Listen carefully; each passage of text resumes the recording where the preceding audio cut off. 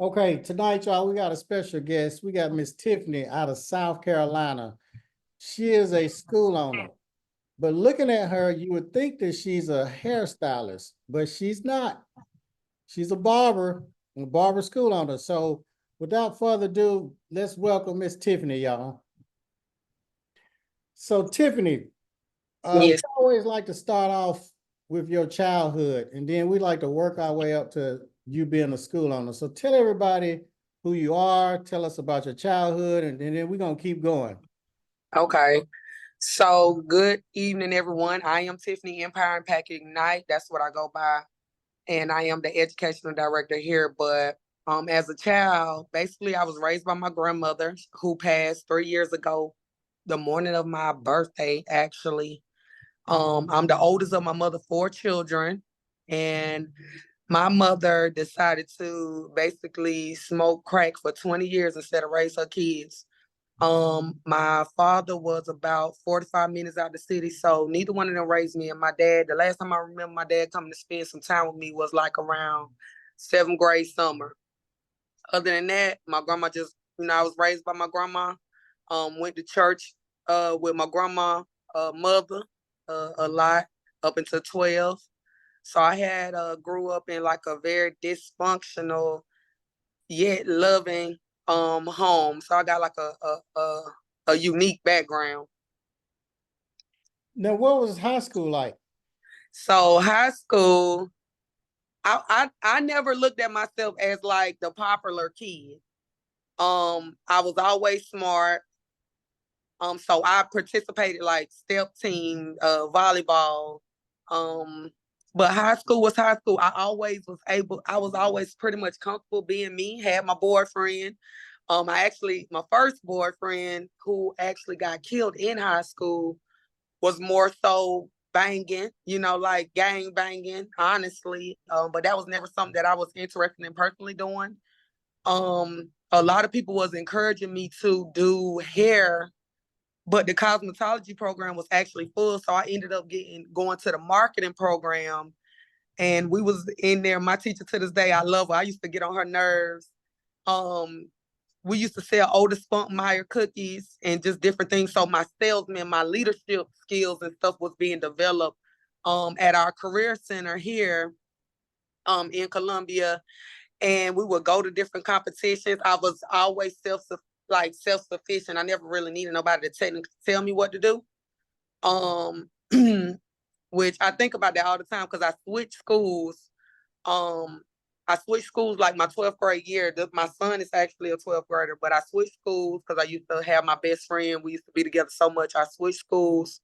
And then when I switched schools after my like high school love passed, I ended up dating the star athlete over there. So I had like this weird dynamics, but I was never in my mind like considered like the popular crew. Cause in school it's like certain crews. You got your nerds, you got the popular crew, you got your pretty girls, it's just different, sectors. So high school was very interesting. And all of that play a part in the work that I do, honestly now and the impact that I'm able to make as an adult. Hmm. So what did you do after high school? So after high school, it was a couple things I could have did. So I did the whole test to go into the military and I ended up dodging my recruiter. I could have went to Atlanta. I didn't move. I stayed. So basically, I got my first apartment, moved out my grandma's house. She actually co-signed on it, and eventually, I ended up going to a technical school, but I quit because I ended up becoming a single mom at 20. I ended up having my first child at 20. Okay, so then you quit the technical school, and then what? Were you working a job? What were you Yep, doing? I was working. So I was actually working like at a gas station, one of the hottest gas stations in the city at the time. It was the hot spot. Everybody went there. Um I worked there, then I worked on Fort Jackson, which we got the largest military base here, if I'm not mistaken. Worked there, just working, like work ethic was already instilled in me. So that was never a question. Um Yeah, I was just working, really didn't have a whole lot of intentionality though. I had friends, like once I was became a mom, like when I was carrying my oldest son, I always had people that would say, "Girl, you just need to be doing hair though." Based upon what they knew about me. I never looked at it as a career. I never knew that it was really gonna be the life that I was gonna be living, because I could do hair since I was 12, literally getting paid, but I never knew it was really gonna be the thing that God was gonna have me doing. So when did you decide to go to beauty school or barber school or what? So I went to cosmetology school actually, but I already had my son. So I went to cosmetology school. Um, should I mention the name or that don't matter? No, it doesn't matter, whatever you want to share. Okay, so I went to cosmetology school. At this time, I ain't gonna lie, I went to Kendall Schuler back in the day, but they were so childish. By this time, I was a mom. I already knew how to make money. So a lot of people coming straight out of high school, they don't have the responsibilities of what I had going on. So with the rules and the restrictions, I ended up getting my other opportunities ended up coming from me. I didn't graduate from cosmetology school. So that means in high school, I didn't get to go to the cosmetology program at the Career Center. Then when I went to cosmetology school, it was so like too much childishness was going on. I did not stay in that environment. And then but it was still opportunities open up. I ended up being a shampoo girl because my cousin put in a word for me and I accepted it. But my oldest son, his father, we was in a very domestic, violent type relationship. So I ended up losing that opportunity as the shampoo girl, but still doing braids and stuff, because I always been a quick learner, real fast, able to do my job and more. But that opportunity was kind of short lived because of my relationship. Okay, so after that, what did you do? So after that, so I always kept my hair done, and it's every neighborhood got like the top hairstylist in there. So it was another lady that ended up opening a braid shop. And she opened a braid shop. She was the booster, like she was just that lady, like the lady. So we working in the shop. So the best braiders, like she just rounded us up. So we're like in entrepreneurship, not even knowing that we entrepreneurs, but basically braiding in the shop, doing that. But I've always been willing to continue to grow. So while I'm in that environment with my son, like I used to bring the stroller, I mean, not the stroller, but the walker, the swing and everything. It was another opportunity came when we was marketing in the mall one day, me and my homegirl that actually did my hair, she my friend. We was walking in the mall marketing, and somebody that knew my mom offered me a booth in the mall. She didn't take the opportunity. I considered it, and I ended up going into Columbia Mall. Back in the day, Columbia Mall was like the most popular mall in the city. So I took the opportunity and went to Columbia Mall, continued to build and grow. And in that place is where I ended up doing OJT. I've always been a big credential type person. So if it was room for me to grow, I was always willing to try it out. So I ended up getting trained under a barber instructor in the barbershop back in what that was like 07, 08. I ended up getting my barber license in 09. Mm-hmm. So you got the barber license in 09, and then what? Did you start cutting men's hair or what? So what was happening, because I started off as a braider, so I'm braiding men and women, my little sisters and them. I was doing my own hair. That's how I started, but I got little sisters. So then, of course, this when men was wearing braids a lot.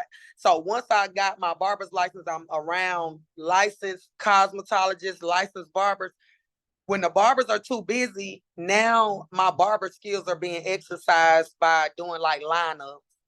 And then, of course, on women, they're allowing me to cut in their hair, and I'm around it anyway. So when people trust you, they be like, go ahead and try it out. Go ahead and, try something new on me, instead of just braiding all the time.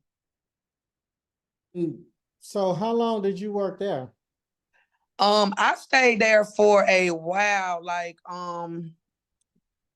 a few years, and then I had an opportunity to expand, which was like go further up into like the northeast side of the city, because basically the mall was on 2 nights. So I went up on the other side of the track, you know, going up, you know, way the more middle class people was known to be at. So just kind of spread out, branch my wings and everything like that. And it was actually, this barbershop was actually a barber salon, and it was connected to a school. The owner was actually a school owner, but that didn't really register. Honestly, when I look back, I really didn't compute what was really going on. I was just glad for the opportunity, growing, you know, had done got my license, went to state board, um, and just, you know, just moving on. Like, I'm always willing to, you know, progress. So that was my next phase, went into that. And then from there, I got my first suite. After that, I had got my first suite just to be in my own space. Cause by this time I had, from '09, my son was 2. That next year, I actually gave my life to Christ. So now my normal, like, I went from being a clubber to I done gave my life to Christ, and I got married in 2010. So now I'm in a suite, living in a, you know, like a sweet life situation. So now I can cater to my clients that I'm attracting, you know, from the church and, you know, just different type of background, instead of being in an open floor shop where it go down in. Now, what made you change or switch from that and then joining church and marrying and all of that? What happened? So it kind of happened out the blue. What was going on is, after I had my son, it would be like little incidents that, like little moments that God would have, like little encounters. And I grew up in the church. I grew up in the church, but my grandma raised me. So my grandma was actually like a backslider at her time of raising me. But under my granny tutorage, my granny used to teach, like, take me to noonday prayer, church revivals, all that stuff. But all that stopped at like 12. Once I was in the 7th grade and we didn't really need to be babysitting no more. Now I'm just able to still be a regular child, you know, do the things that just typical children do, go to the teen parties and stuff like that, but still be in the house like 6 o'clock, like when the street lights come on. That's how I was raised. But at this time, I got my son, you know, I'm a single mom, got my son working, and it was after the So Icy tour. It was like God just literally started calling me. Like, he was calling me. I ended up getting baptized at the end of 2009. And by 2010, I was filled with the Holy Ghost from a revival that February. And I'm like literally already engaged. My first husband, actually, he was incarcerated at the time. I ain't gonna even go all into that, but he was like turning a new leaf, but he didn't really know God like that. So really, I was evangelizing his butt and messed around and got saved. That's really what happened. Hmm. So this Salon Suite, you and that, how was the Salon Suite? The Salon Sweep was good because one of the girls from like the hood from around the way, we was neighbors. So it was like all of us was like growing in different like aspects in our, like, just from being hood beauticians, you know, just in the kitchen. So the suite was really good. I always I never meet a stranger, but it was like, now we got our own space, but still, you know, got neighbors, which Salon Suites are in now. But that dynamics of just being able to play my gospel music and not have to deal with the riffraff of the open floor. You know, when the floor in the barbershop, it is what it is. You got to deal with all of the excitement, all the hoopla, all of that. But it's an environment that I can pretty much control, set the tone, and really cater more to my clients, like on a one-on-one or a 1-to-2 type thing. They loved it. I loved it for what it was and what I was able to do as I was growing as a person. So after the Salon Suite, what did you do? So after the Salon Suite, so married, like, my whole life done changed, but my marriage was not like really healthy. So long story short, from that spot, I ended up game planning, and we moved to Atlanta, which was my first transition, like, from my hometown. Just dealing with a rocky, unstable marriage and different things like that. Still got to grow and mature myself a whole lot of ways. Ended up moving and just exploring more, you know, of what, you know, I have to offer as a beauty professional. One thing I love about what we do, we can do it wherever, you know. And moving to Atlanta was something that I considered when I was graduating high school. So I finally decided to, just try something new. And that was around 2012. Okay. I quit for a minute, and then with everything I had going on with my husband, who at the time, been in that prison life, the typical thing, so it's like neither one of us knowing how to be a husband or wife. So it's like, okay, I need a new environment. Was able to go into a new city, still take the same tenacity, serviced a lot of people. When I realized our marriage wasn't going to work, when I came back, that's when I branded myself. That's pretty much what had ended up happening. I created Tiffany Styles because I never wanted to allow my personal circumstances to kind of hinder my business, my money. Like when they think of me, I wanted them to think of style, hair, fashion, because that's how I pay. That's my livelihood. That's how I took care of my son. That's how I paid my bills. So not even knowing that that was branding, and I'm intentionally saying that because a lot of the stuff that I was doing, I didn't have a name or understanding for what I was doing. I just knew I needed to do something. And because I knew I was going to be going through a divorce, that means my name would be going back to my maiden name. I needed something that could be consistent for my business. But I did not know that that was branding myself technically at the time too.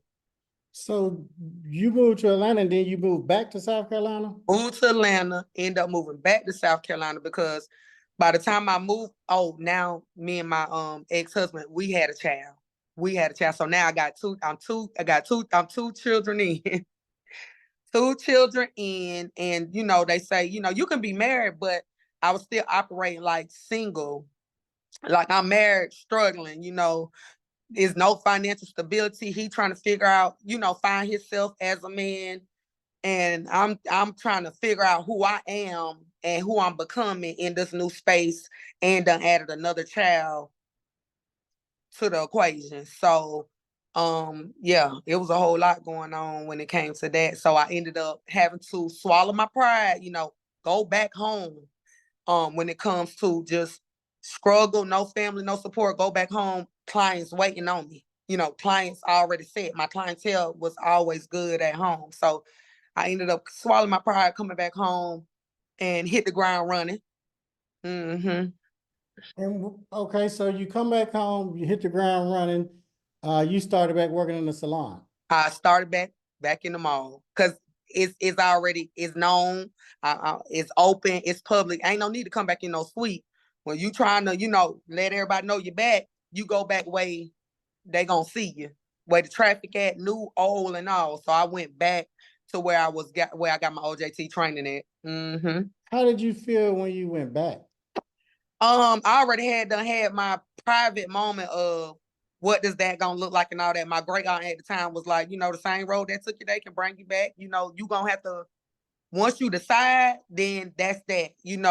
But it is some shame because at this time now the marriage on the rocks, so it's some things that'll try to make you feel ashamed of having to come back. Like, dang, I left, now I'm back, but I don't really dwell on it. I don't have time, to really dwell on it. I came back, I went to work, and that was that. I knew I didn't owe anybody no explanation. I'm a hard, I always been a hard worker, never, so that's what I did. But I will tell you, I was back. I stayed there like 2 years because me and my ex-husband, we separated. So I gave him time to find himself. And I remember one day at work, 2 years had done passed, and I realized me and my ex didn't get back together. And that night after work, I ended up listening to a message from Bishop Jakes, and he was like, if somebody willing to walk out, let them walk. And when I tell you I grieve, I didn't know that that's what that was, but I went on ahead and began to grieve that marriage because it's like, oh my goodness, it's over. It's 2 years. Oh my goodness, you just needed a break, get yourself together and send back for your family so we can, honor our vows. It did not happen. So that was a whole like moment, for me, especially being young. I think I was like 24. So one of the things I noticed too, I got married like at 22. Each time I had a child, honestly, looking at my career, if I would have focused and leaned in more to my career could have went to the next level. But I ended up, you know what I'm saying, based upon the dynamics of my upbringing, I chose love. I chose to try to have some form of family dynamics, which not choosing or making the best decision with who I'm, making babies with, getting married to, it caused me to set myself back, in my career, honestly. And that's just me holding myself accountable to the decisions that I was making and not really realizing and understanding what I was doing in the moment. So you working in the mall, you're back. What was next? So not only was I was back with an assistant. Like, I was really good. My income had doubled. What was next was I'm gonna end up going through with this divorce. I ended up leaving the mall when my cousin's baby mama at the time ended up opening a salon. I was aggravating my coworkers so bad because I would want to clean, I would want to rearrange. Like, I treated that place in the mall like if it was my own, not even knowing that I would even have my own. That wasn't even my mind, wasn't even able to conceive that type of stuff yet. But I was already I know I like nice stuff. I know I like customer service. I know I want my clients to feel at home. So I always brought that energy, that type of attitude towards where I work at, but I had to outgrew it. So when my cousin baby mama had opened up on Decker, that's like rat off of 2 Notch, I took that leap. I took another leap of faith. And my boyfriend, like, I would have been set. Like, affordability, I had a sweet deal at the mall, but I wanted to grow. That was the thing with me. I always am willing to grow. I'm always willing to step out on faith. And I went because it was nice. It was new. It was fresh. Everybody was young. We was vibrant. So I'm like, yeah, my clients need this. I need that. So it was more of a salon. And with my master hair care license, you can work in a salon or a barbershop. With your braider's license, you technically supposed to just work like in a barbershop because braiders in South Carolina is under the barber board. So everything that I know from my own personal experience, that's kind of how I teach or share from what I know from my own personal experience. So I went into the salon, did my thing, enjoyed that environment, that open space, because I love people. So I was there for about a year, which that'll take us to about 2013. About 2013, I was there until another opportunity ended up presenting itself. And what was that? So I don't know if y'all know Callie.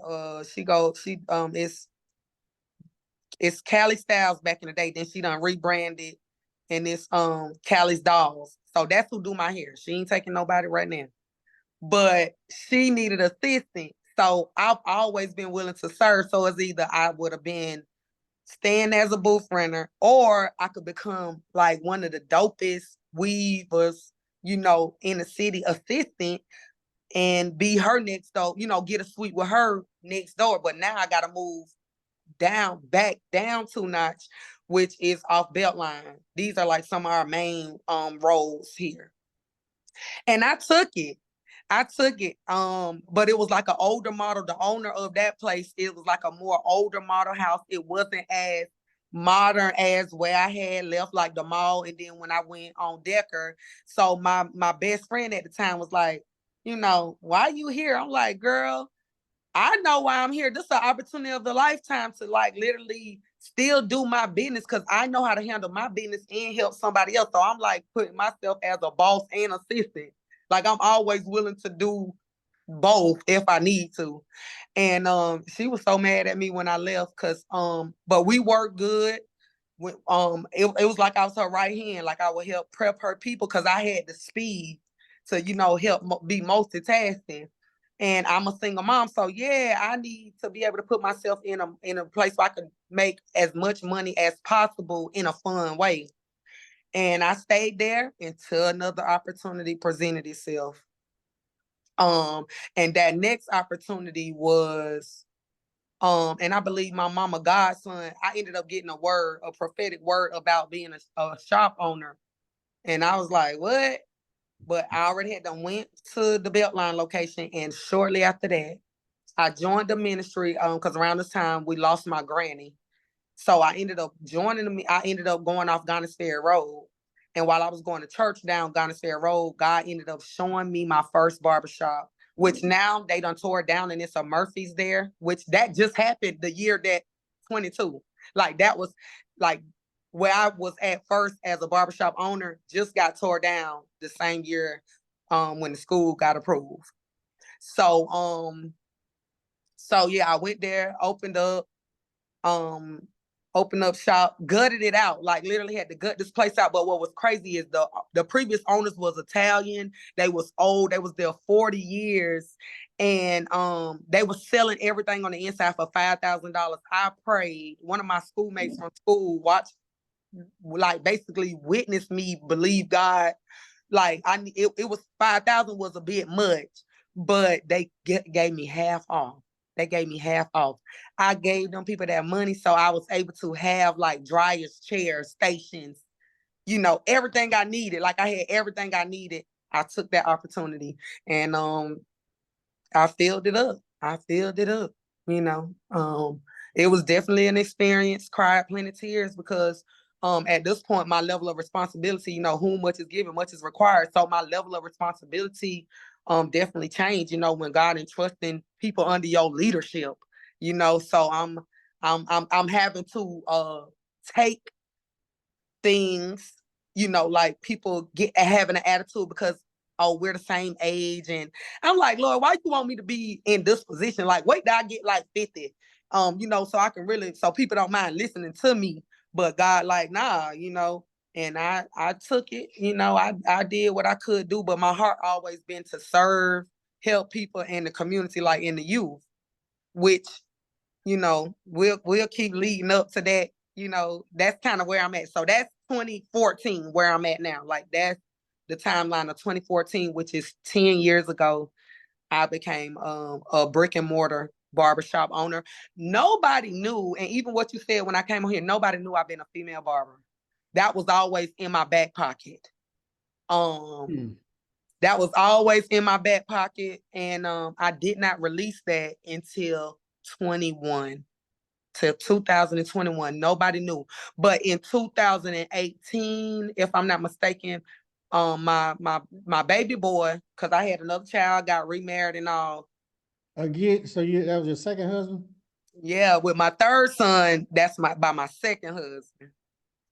I got remarried after my divorce. So when I got the barbershop, I got my divorce the month after. No, it was something like that. Like they was like simultaneous. Like, cause a divorce, I wouldn't wish divorce on my worst enemy. It's like a death, nobody gets married. I know I didn't get married to get divorced. I really thought we was gonna rock out, grow together, but it didn't happen. And I was okay with that once everything happened. And then boom, I was going into my new season, which was business ownership. I'm being in a better position, than just being a booth renter. It's still a lot of responsibility being the shop owner. That's why when I listen, y'all know what Chin be saying when he be saying what he say about them shops babysitting and everything. So I know exactly what he's talking about when it comes with grown people. But what I love was at my business, my kids can be in here. You know what I'm saying? Because if you paying booth rent, if they say it's no kids allowed in this place, it's no kids allowed in this place. But guess what? I had an office space. If nobody wanted to be my babysitter, guess what? I'm the owner. I set the rules. So that was what I appreciated. And I always treat people how I want to be treated, So long story short, in that same place, that's where I met my current ex-husband. And in that place is where I had conceived my third son as well too. So just the stress of, being pregnant. I thank God for healthy children, but dealing with immature adults, people don't want to pay this, I basically ran away from my own business and went and worked at my cousin mama's salon in the mall. Like I went to a safe space so I could just deliver my child peacefully so I can regroup. Cause I'm like, okay, now I'm 3 children in. I'm 3 children in, second unstable marriage. Because in this time, like God is like I'm growing, but I'm getting with people that's not trying to help me grow or grow with me. It's like a one broke leg. And that's so aggravating when you're excited about, just evolving and then you not knowing how to with a partner. And I love partnership. It's very valuable when it's the right partner, but it's very detrimental when it's the wrong partner. So this brings us to when did I get married? I got remarried like in 2016. We had the flood, like it was a whole lot going on. We had the flood here in South Carolina around that time, which it still was a blessing because they let us get like unemployment or something. They let us get because of the devastation, something like what we just had going on with the hurricane, but it was really just a different experience. Learned a lot, but I kept my paperwork. That's one of the things I want to encourage you. Doing business, make sure you keep your paperwork, your paper trail, your documents when you hiring people, when they on commission and things like that. Because even that's what you were saying tonight, Chin, who got their credentials. Like if I could take my background out, like all my credentials is literally on this wall right behind me. And that's just like a God given, like God always instilled that in me, like to make sure you got your credentials and make sure they are straight. And that's what I love about what I get to do too, because especially barbers, we are bad with that. The men are bad with that, with keeping up with their credentials and stuff. So I give them what I know they weak in. Like I come in and be like that barber sister for them. So what were you thinking about at this point? This is what, like 2018, what we So 2018. So when I had my third son, shortly after the Ghana Fair, literally where I'm at, I need to know how to take this background. How do you take this background? click on by the camera, Yes. then How you do click on that how background. You see that? where It, is it? it says click by the camera, then you should see something about something in my background. Like where it say start video? Where camera at? It should be down on the bottom left. Is it these three dots? Oh, background effect. I gotta take this background off. Yes. Okay, there you go. There you go. Okay. So yeah, so in 2017, the top of 2017. So it was the end of 2016, at the top of 2017. This where I'm sitting at now was my second location. So I moved my business from Ghana's Fair back to my side of town. Like where I'm at, this even my side of town. I grew up on the side of town. These the same streets that my mama was smoking crack in 20 years. Literally, this way my second location to my barbershop was at after I had my third son. I got the lease some way, but I know I signed it probably like January, February, or something like that. Mm-hmm. So Okay. when did you start thinking about the school? When did that come along? Or what was before So, that? so the school happened around the pandemic, Chin, like literally, these phones can really hear us. First of all, when I came here, a little like that next year, people was coming towards me. It was a man, named Mustafa. Matter of fact, one of my schoolmates referred this man to me. This man was talking about a school, but what he was saying, I couldn't comprehend it anyway. Like he was looking at the space because I had this space here, and then I had needed a bigger space. So I went like a street over, bigger square footage and different things like that. The man was, just square footing and all that. I didn't know what he was talking about. A little bit after that, that's when your stuff started coming up.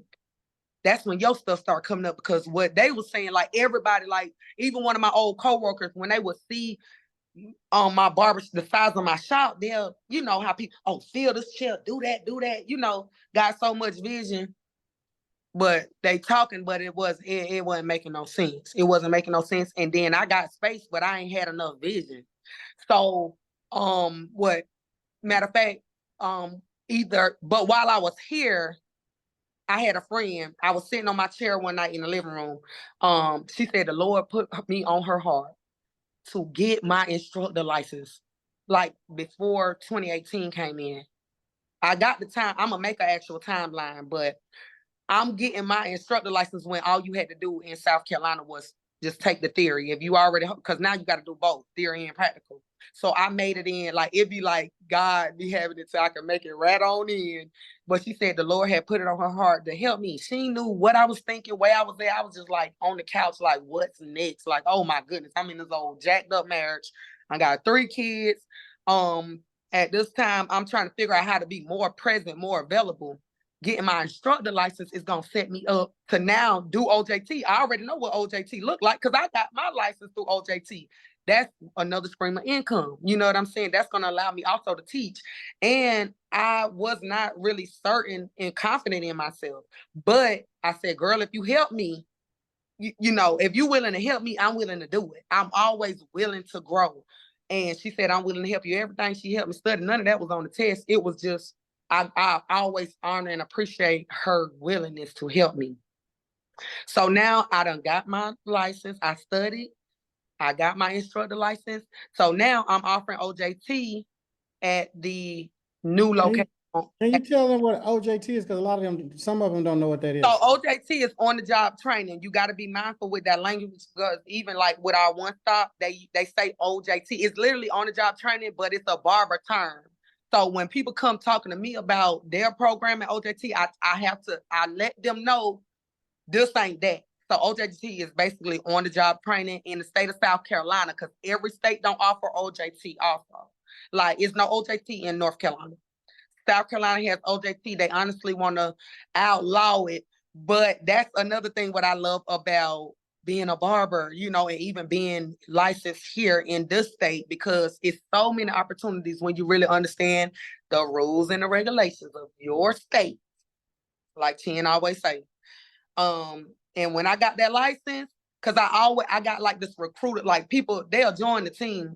People just don't know how to like stay, or they start being like jealous or losing sight of what they need to be focusing on. That's what I learned, you know, just as I'm growing. And I had a girl, like, when people think they know it all, I let them think they know it all. Cause some people do not want to be corrected. And I had a young lady, she signed up, but then she ended up not wanting to be under my tutorage. Another opportunity came because I had my credentials. I actually got hired at a school. I'm not going to say the school, but they the GOAT. I was actually hired, but I was hired in my own company shirt. I sat with the director, but it was based upon relationship. One of my sisters from the church, when she saw me, I didn't have a car. Like I was down bad, but I'm still a business owner. It be stuff we be going through a whole lot of struggle in entrepreneurship. So I had borrowed my then best friend car. I don't even know how I ended up getting to the school. Get to the school, got my t-shirt on for my company. My brand is Dynamic. God gave me that name too. God gave me that name. That wasn't even in my vocabulary. The word dynamic. It's just simple things that it's just God always been like just in it. I got hired. The man was like, I know I can't pay you what you're worth, and really it ain't that they wanted to do it. I just had the credentials. I had what they need. They did not have any barber instructors.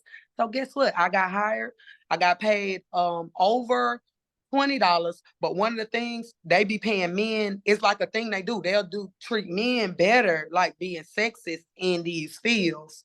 So I'm still going to take the opportunity because God was using that opportunity to basically tell me, don't ever second guess what he calling me to do. Because Chen asked me, where did the school come in for me? God was putting me in situations like, do not second guess what I'm calling you to do. Just trust me. So when I had this opportunity to go in that school, I didn't go in there like, oh, I am Tiffany or I'm Tiffany Styles. I'm this, I'm that. I went in there humble. You know what I'm saying? I went in there because I'm ready to learn, because really I'm here because this is where God got me, but I'm here from OJT. OJT is people that want the money. People want money. I got bills to pay. So I'm not in a structured setting. You know what I'm saying?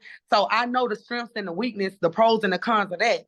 So I'm like, yeah, because this school where I'm literally working at is a school where I would have put myself in debt to go to put myself through all of what come with school, so I can be like, I want to be in the battle and the student competition and this and that and that, because I'm like, I ain't never did that. But God set it up to no, you're gonna learn and get paid. That's how good God is. So I was there, short-lived, like 4 months, even in there, the structure, and who I was in God. Because even one time they asked me to pray, I'm like, Lord, if I pray, then they're gonna know I'm a woman of God. I don't want them to like, do that. I ain't trying to get no unnecessary warfare, but I can't be ashamed of God. If you ashamed of him, he gonna be ashamed of you. So it was like really a season. That season allowed me to operate how I operate for this, because if I wouldn't have trust God in that, I wouldn't be trusting no chin. If you can't trust God, how you gonna trust people that God seen your way? Because that right there, when I came out of there, because them people be like, it was people in there crying, like crying about their checks. Like people in certain systems, they're in a system, they don't know how to make money on their own. They don't know how to I know how to make money on my own since 12-year-old child.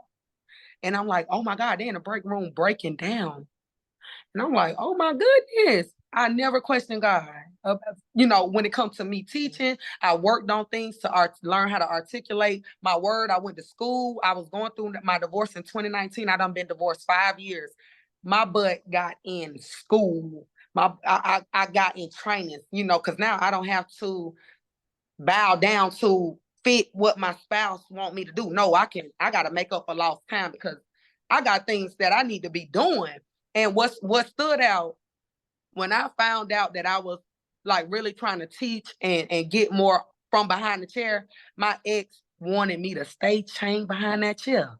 He was like, just make the money behind the chair. I'm like, this man hate me. Like, how are you not embracing my wanting to evolve? Like, oh my goodness. So when you be saying that thing about being chained behind the chair, and I'm only 37 for those that don't know, imagine, like, I've been doing hair since I've been 12. My 50-year-old self is not going to be able to stand behind no chair all those hours that I done did when I was, one child, two child and stuff like that. I was having my children, like I gave birth to my second son. My water literally broke after I finished my best friend hair, and she drove me to the hospital.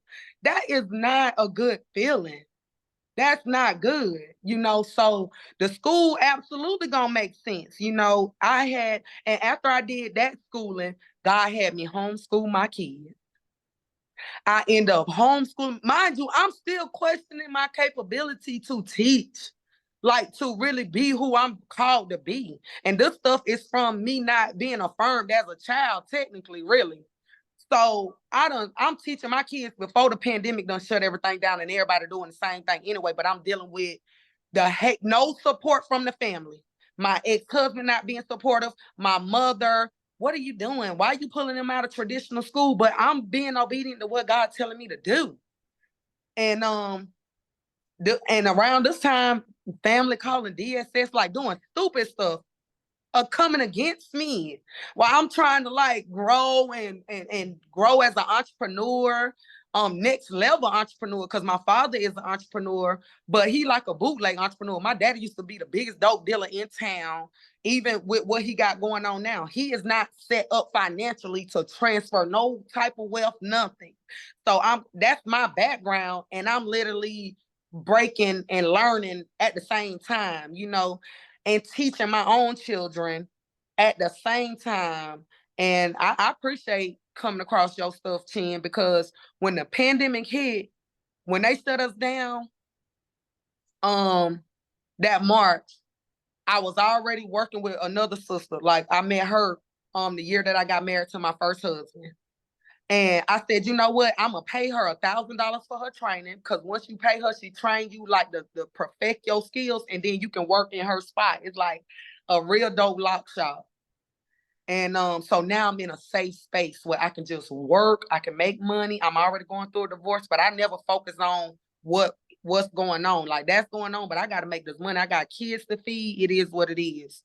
And I'm listening to your lives like these right here, these trainings. And next thing I know, we in the pandemic though. Like we in the pandemic. So when you was talking about the blueprint and stuff, you know how you be like, oh, okay, you just planting seeds, but I'm not still thinking I'm gonna end up being a real live school owner though. Cause the girl that helped me, I'm thinking like maybe I'll just be helping her. Because she had a situation going on. too, but it didn't work out like that. So I did that. We in the pandemic, they done shut us down. I was grateful for that pandemic. You know why? Because I'm listening, I'm resting. Cause I'm tired. I done been working since I've been like 12, 14. This is my first break. So while people crying, breaking the law, breaking the rules, trying to still do health, I'm working on my next. I'm evaluating my relationships, loving on my kids. You know what I'm saying? And then I got a suite because I said I need something else. I had did a suite, but I did Queen City Dynasty because I said I need to be around a certain type of business women. You know what I'm saying? And I was attracting women because I'm like, if I'm gonna do hair, I need to do it on my terms. And I was still listening to your stuff. Like that's when I brought it though. During the pandemic, that's when I got the blueprint. I got the So blueprint. what were you listening? How did you come across it? Was it YouTube? It was either YouTube or like Instagram. It was YouTube or Instagram. And what did you do? Shoot, I ended up coming on the live and you was dropping the link for the blueprint. $97 blueprint. What were you thinking when I was talking and stuff? This man know what he talking about. It ain't but so much you can, like, after this man know what he talking about. You gonna have to get the thing. Get it. What do you got to lose? We already in the pandemic. They giving us, we was getting unemployment. I ain't did no robbing, no stealing with the PPP or nothing like that though. But we had enough money to get that blueprint. I got that blueprint. I actually told one of my other Barber brothers about you, and he was like, "I'm gonna go half with you on me." And matter of fact, because during the pandemic, I started doing more state board prep training.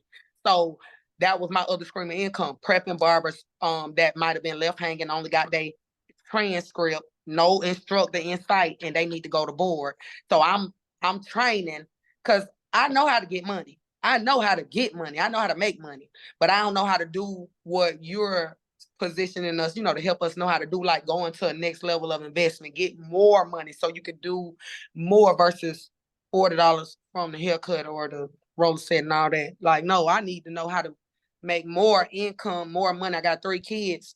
So once I talked to him, he was like, yeah, do it. So I followed everything what you said do on the blueprint, but I never pulled the trigger. I ended up moving. At this point, this is what, like 2020 going into 2021. After spring break, we went to Dallas. So we moved because now, and I wasn't sure if I was gonna move. I moved based upon I was in a business opportunity with travel and stuff like that. And I went over there, I took my kids over there for spring break. We liked it. And I'm divorced, so it ain't like, oh, it gotta be us in agreement. I'm the head of the household, with the Lord. So yeah, we moved. My kids liked it. Nobody knew. I only told my grandma. And I'm at this point, I've already been exposed to your information.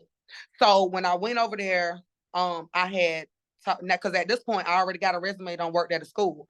So guess what? I ended up checking out of school. I'm always gonna network, check out the environment. Checked out of school. Of course, they had some devastation from the pandemic. So I was, trying to put in a good word, like, so I can have work ready. I went to school. I went to a barbershop. It was a Caucasian girl over there. I know they do it different in Texas. That girl she was not black, but she had her grill in. I'm like, this girl is acting blacker than me. I ain't want to hire me. But, I know how to make my own money. So I do take clients at the house because I had made sure I had a place to stay and everything. So I got the job at the school eventually. I got the job, but I was able to confidently say, like, negotiate my pay rate. I was also able to, because the owners, they wanted me to come against the original instructor. No, you never do that. That's not good business. First of all, we both barbers. The owner is a real estate agent and the wife is a nurse. I will not go against my elder and I will not go against another barber sister. And I'm glad that I took that approach, because if I would have compromised my values, things probably wouldn't have worked out as well. So I held on to my values, my integrity, because the woman was something else. She was something else. But these students' loyalty is to her. I'm the new person. And I need her to train me on what I need to know because I'm still a new educator and all. I'm in a new city. Just so happens she was from Columbia. She was from South Carolina, though, I think, Charleston. But we respected each other with the utmost respect. I stood on business. I was very confident. I had to pray and they like even on my first day hire, I didn't even open my mouth to give no instructions until I prayed. But I was able to be confident from what God had me go through here. They respected it, some hated it, some rebelled against it. I actually graduated. Well, I helped state board prep my first African, like a literal Nigerian, one of my students, because that school is a melting pot.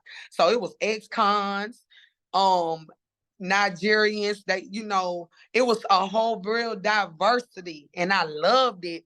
And I didn't judge the the ex-cons now because my dad and them, my mama been a smoker, so my life set me up to be able to move around in this type of environment, not treat nobody, with no favoritism or nothing. I'm here to do my job. I loved it.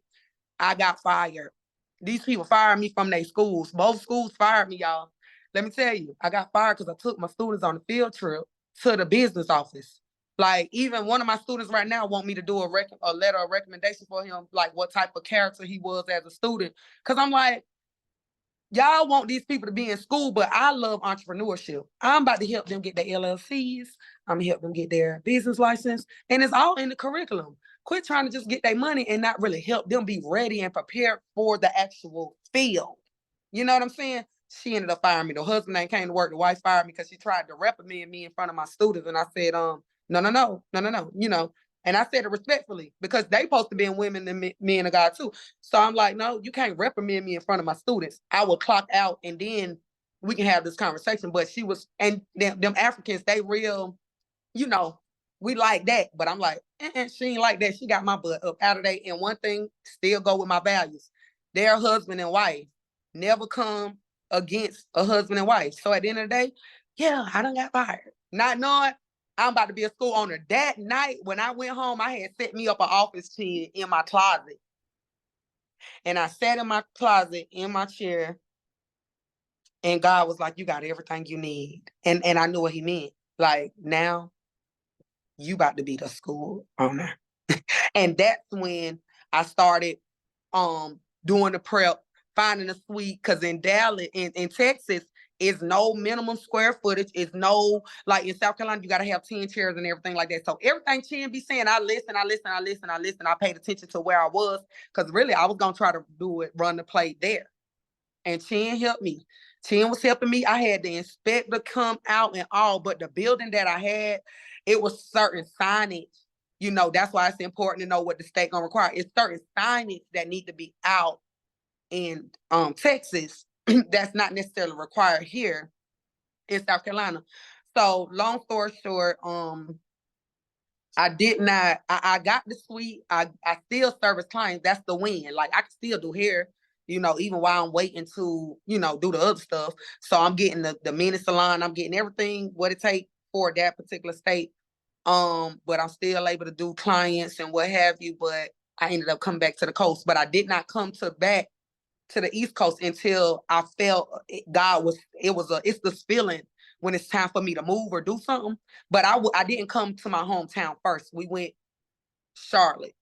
We came Charlotte because it's like I think God was just keeping me from out of my familiarity so I could get the vision downloaded clear enough.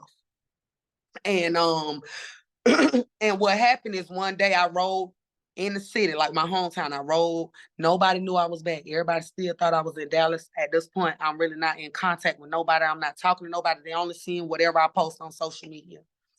And I rode right down the street what I'm on, and I saw because we got these little roller gates, and it was down, and it had the rent sign on it. But I was gonna be up on the northeast side. I actually had arranged to meet to do a walkthrough to look at some property on the northeast side.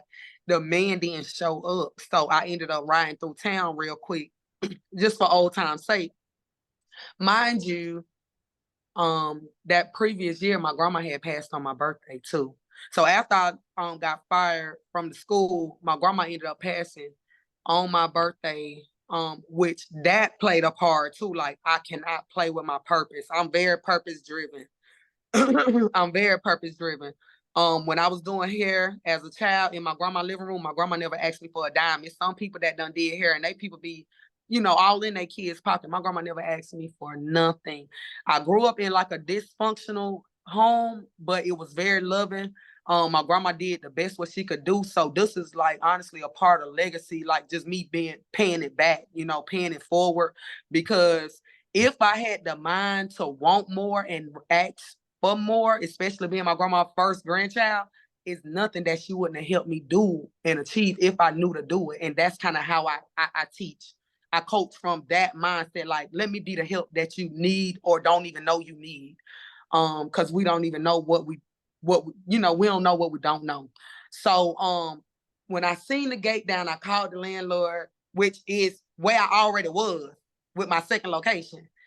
And I'm like, I need to see the inside. I need to see the inside. And when he lifted up this darn thing and it was white tin, what white mean? That's pure. That's fresh start. Cause it was yellow. We had it colorful in here. I had it like a teal and yellow, like very bright. I'm a bright, bubbly type person. So I had it bright so it can pick people's spirit up when they walk in. Then the people that came in behind me, I showed love, let them transition.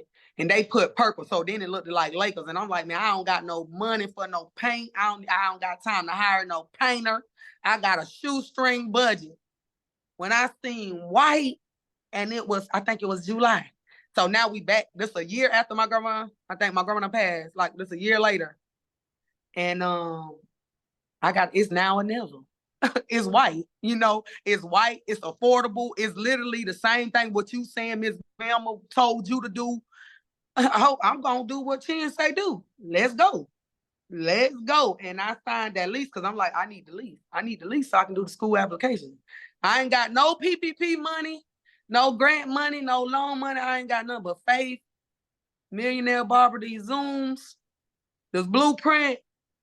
And I was about to do it over there. Now I'm back home. I'm home, so I know how to, when you're home, you're more comfortable in a sense. Even though this is something new, I never done it. To the T. Even the wall, like I'm in the school right now, this wall right here, it was, I had brought like a little quick, like retractable wall. They say, no, you need sheetrock and the thing. But even how God was sending it, even my homegirl that helped me get the license, I said, I need you to come by the school. I need you to make sure I got the measurements right because I can't afford to have a wall. I need all the space that the clinic floor need, and I need the classroom to have what the classroom needs. I can't afford to be every space I need this ball to be right where it need to be. She came in, told me, that's why it's important to know how to treat people and appreciate people too. That wall right there, not because of my knowledge. My sister, she helped me. And I'm telling y'all this because guess what?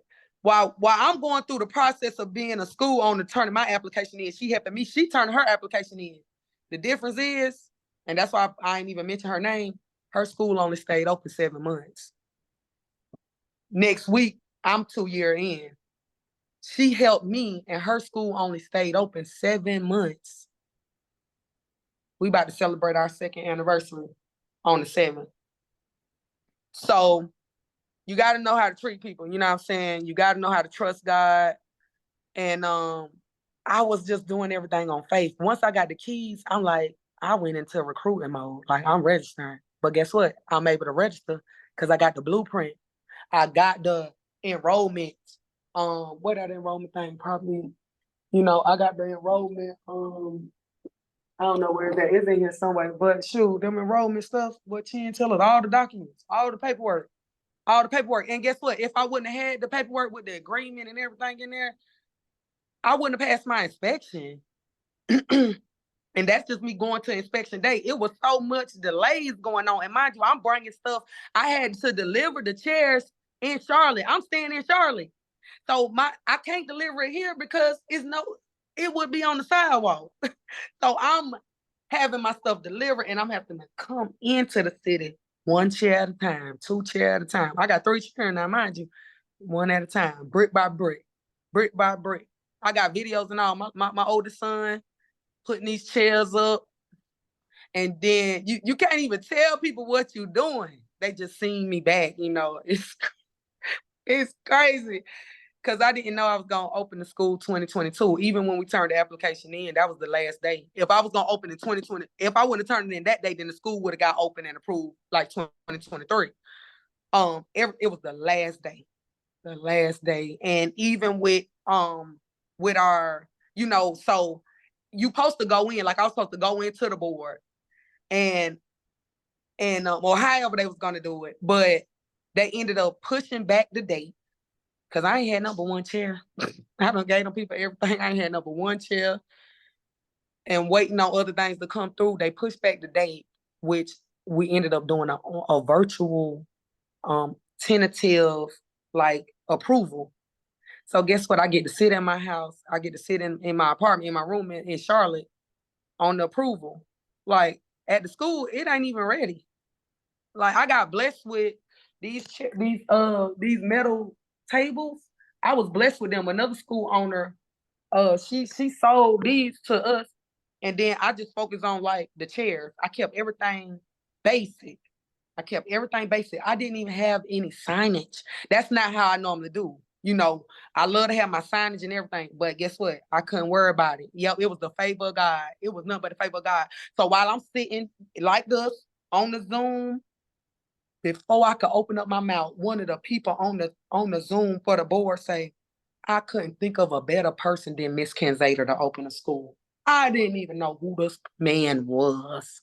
The man is speaking, esteeming me higher than myself. That's why I say esteem others higher than yourself. I'm on the Zoom. I know it's one chair at the school.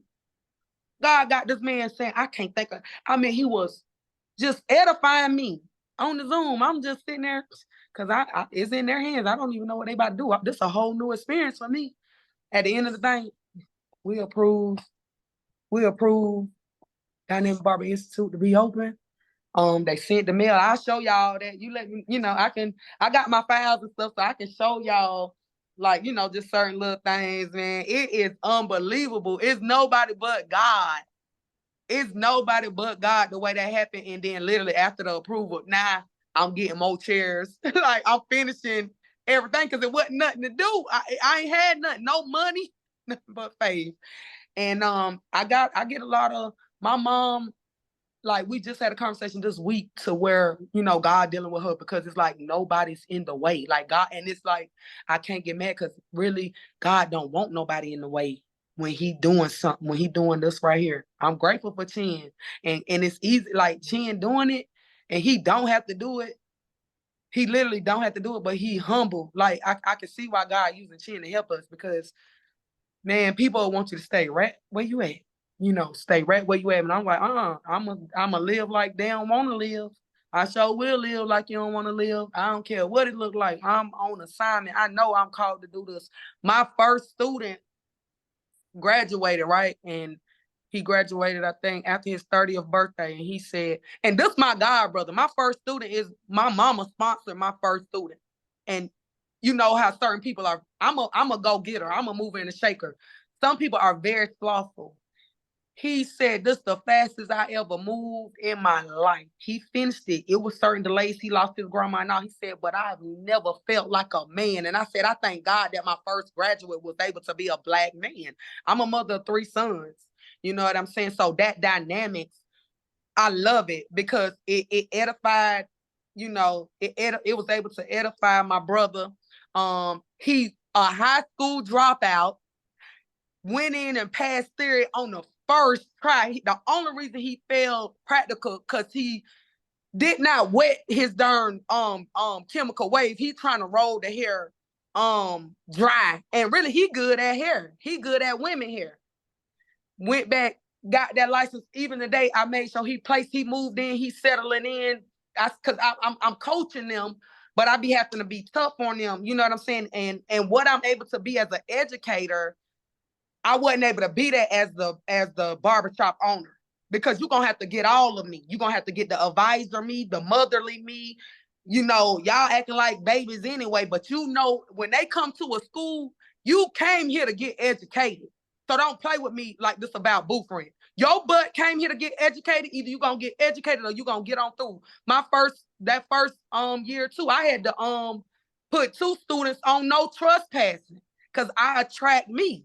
Like, I love people. So when I see my students, I can see me in them. They try to come with that hood rat jump, one trying to sell drugs. I'm about to get your butt up out of here. I'm going to get you in that ratchetness up out of here because we changing. We changing the narrative. I got them out of here. They was mad too. And, you know, but you got to be flexible and willing to grow. And it's a learning curve. My second year tough though. The second year tougher than the first year, like mentally, because I was listening to the other Zoom, the other school owner that got multiple Zooms. I'm like, God, dog, this second year is tough, but I know why. Because guess what?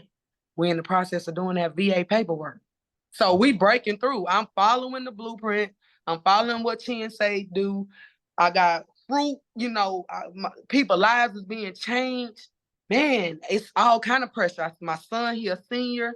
My son had repeated the ninth grade 3 times, you know, like even that. I'm not letting my personal stuff stop me. 2 divorces. I mean, either I'm gonna be divorced and still broke, or you gotta keep going, gotta keep scribing. You know what I'm saying? It's so much, and that's what people would ask me. How do you do it with kids? I'm like, girl, you gotta just keep going. You gotta keep going. You gotta trust God. And even when I asked, you know, when I was asking you, Chin, just trying to ask more mindset questions, that's what you said. Get your inspiration. You know, stay focused. Like basically, I just need to keep doing what I was doing, but sometimes you can feel like, dang, is this all I need to do? Yes. Make sure spiritually you're strong enough, mentally you're strong enough, because you don't want to get weary and well doing, because you'll feel so like, dang, it's just me. That's why I appreciate this space too, because it ain't just me. It's other school owners, it's other people, it's communities that set up where you can talk to people that's understanding where you at, what you're doing. When your own family, nobody can understand what I'm doing because they ain't never did it. What I'm doing has never been done. People, we literally got to make sure when they open the door, you're at a school. And they're like, wow, this is a school, so this ain't a barber. This is a barber school. This is a college. This is real. It's not fake. There's the license right here. There's our business license.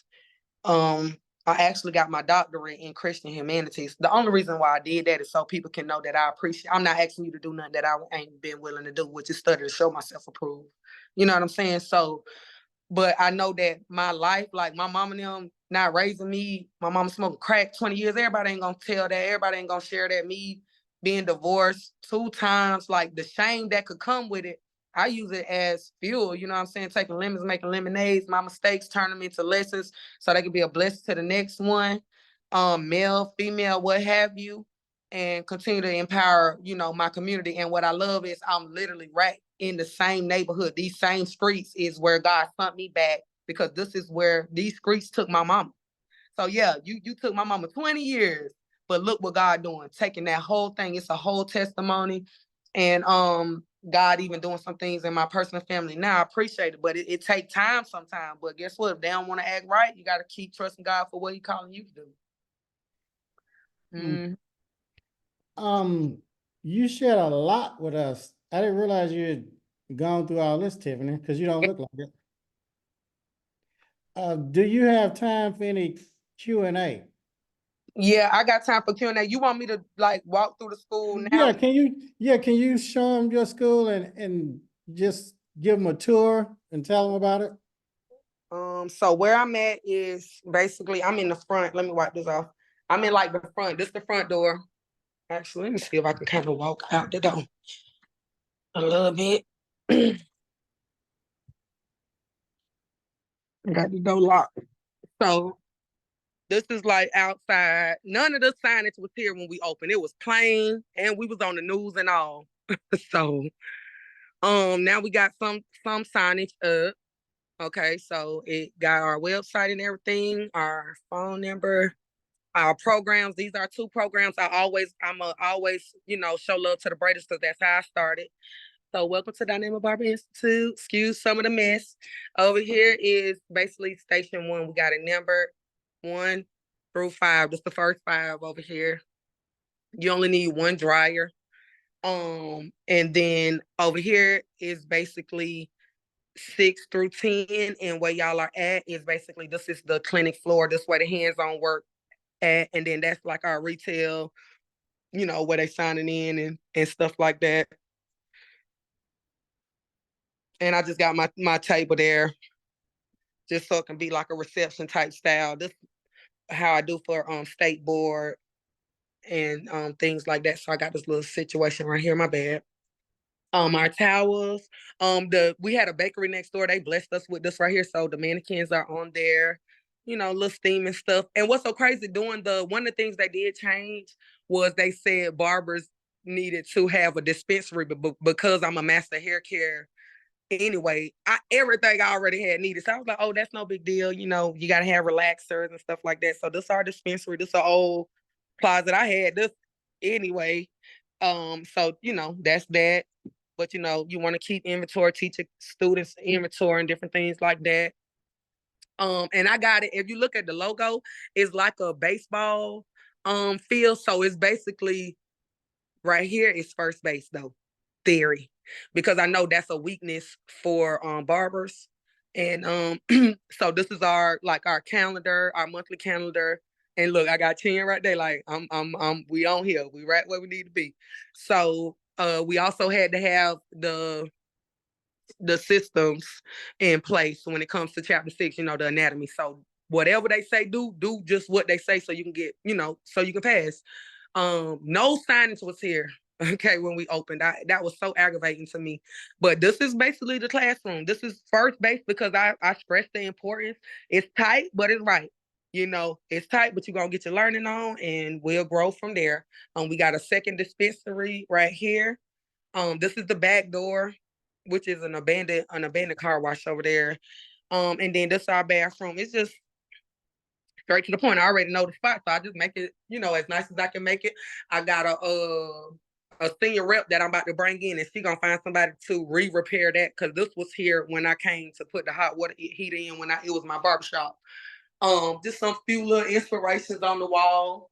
Trying to start focus on teaching them, you know, about retail. Just trying to have it as organized as possible. But this right here is first base. Then this is second base. Second base is because you gotta, you know, it share the importance, especially with barbers, of this the foundation, the cleanliness, shampooing. Okay, second base. That's where they're gonna learn how to shampoo. You know, chapter 12, 11, and zone 2. So it's like we doing like they're gonna hit a home run up out of this mug. And this way all the cleaning and utility go in at so they can do that, you know, barbicide and different things like that.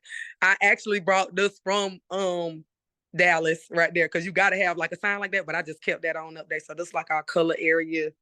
And we actually intentionally have a line. They ain't sponsored us or nothing, but I teach them the importance of knowing what products you're going to use, why, and how to earn. Like you want to teach these students as much as possible. I don't look at my students as no threat. So that's pretty much it. Like this is the school, y'all. And let me see. As y'all can see with this table, this is what I was talking about. This right here. You see how we be doing hair for $40? Guess what? If somebody interested in school, what this is? $100, unless I want to waive it. And I was collecting and buying a barber chair one at a time. Buying a barber chair. This right here, when it was time for my inspection, I had to pull this out and show that inspector that before he put that last check off, because this is going to protect us. This agreement helps. This the catalog. We just revised that. And then this, you know, with orientation, I created some extra stuff, and you know, these some students that's about to come. But I just want y'all to know, like, it's important to just have somebody that you can trust and you know, like really listen to. I'm trying to flip this camera around. Yeah. So what you were saying, Chin? Oh, Q&A. Anybody got questions, right? That's what we got to go to now. Yeah, we're gonna do some Q&A. All right.